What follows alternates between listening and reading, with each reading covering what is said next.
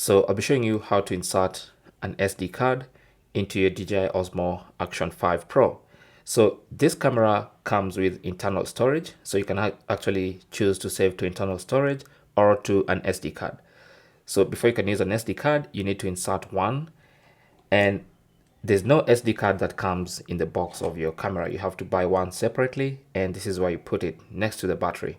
So let me insert my SD card.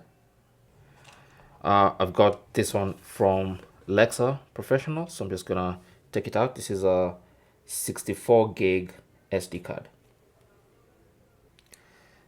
So like I said, when you hold the camera like this, this is where that slot is. And what you need to do is hold your SD card like this, okay? And then you want to insert it with the contacts facing this front screen. So the contacts should be facing this way, all right? So you insert it gently, make sure it goes in straight. No need to apply excessive force, okay? So once it's that that distance in there like that, you want to just push it with the tip of your finger, and you'll just hear and feel it click like that, okay?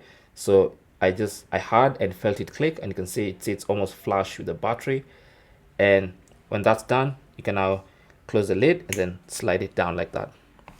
That is basically how you insert an SD card. Now, it's going to ask you if you want to switch storage to SD card, because of course this Action 5 Pro has internal storage. And if you want to, you can tap on confirm.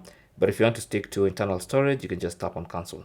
Now I'm gonna tap on confirm, and then it's going to ask me to swipe my screen. Let me use this back screen. So confirm from here.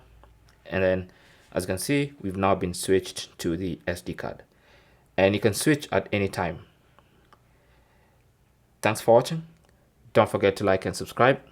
And if you have any comments or questions, talk to us in the comment section. Good luck.